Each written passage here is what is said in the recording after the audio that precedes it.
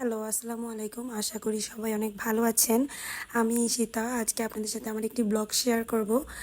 আজকে আমাদের মাদারীপুরে এত মুষলধারে বৃষ্টি হয়েছে, কি বলবো। মুষলধারে বৃষ্টি আমার দেখতে ভালোই লাগে, তো তখনই এই ভিডিওটি ধারণ করি আমি।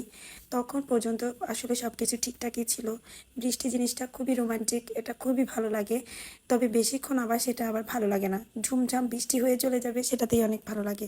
বাট সারাদিন ধরে শুধু বৃষ্টি আর বৃষ্টি, তাহলে একদম বোরিং ফিল করতে হয়, বোরিং সময় পাস করতে হয়। তো আজকে আমাদের মাদারীপুরে বৃক্ষ মেলার শেষ দিন ছিল।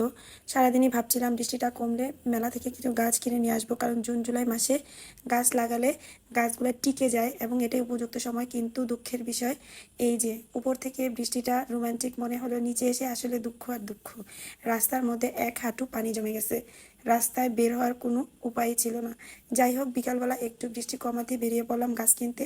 এসে দেখি গাছ প্রায় অর্ধেক মেলায় শেষ, মানে একটা মাত্র স্টল খোলা আছে, তাও ওরা সেই গাছগুলো প্যানে করে ওদের নার্সারিতে নিয়ে যাচ্ছে। মানে মেলা একদমই শেষ। আমি একদমই শেষ সময়ে এসেছি, তারপরেও শেষ সময় হলে কি হয়েছে, তখন কিন্তু ক্রেতাদের ভিড়ও ছিল।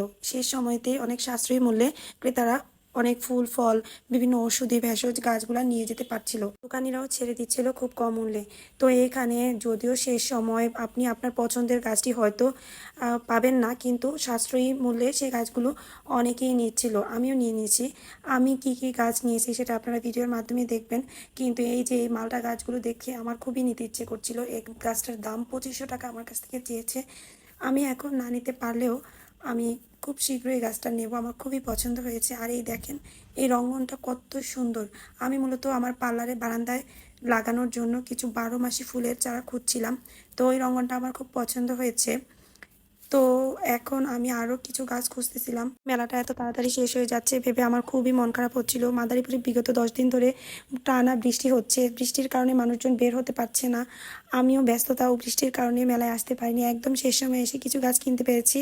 হয়তো আরও কয়েকদিন আমি যদি মেলায় আসতে পারতাম, বা কয়েকদিন যদি এক্সটেন্ড করতো, তাহলে খুঁটে খুঁটিয়ে ঘুরে ঘুরে আরও কিছু গাছ কিনতে পারতাম। আমার মতো হয়তো এরকম অনেক গাছপ্রেমী যারা মেলায় আসবে আসবে করে বৃষ্টির কারণে আসতে পারছে না। প্রশাসনের কি এমন ক্ষতি হয়েছে তো মেলাটা আর কয়েকদিন বাড়ালে, সেটাই আমি ভাবছিলাম।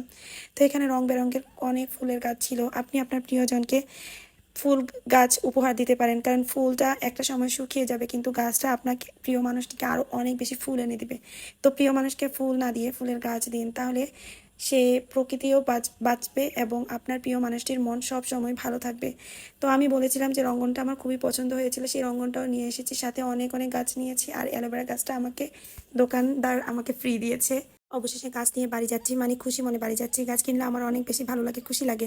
কেউ যদি আমাকে গাছ উপহার দেয় আমি খুবই খুশি হই। তো ভালো থাকবেন। আজকে ব্লগটা এই পর্যন্ত। আল্লাহ হাফেজ। সবাই আমাকে একটু সাপোর্ট করবেন।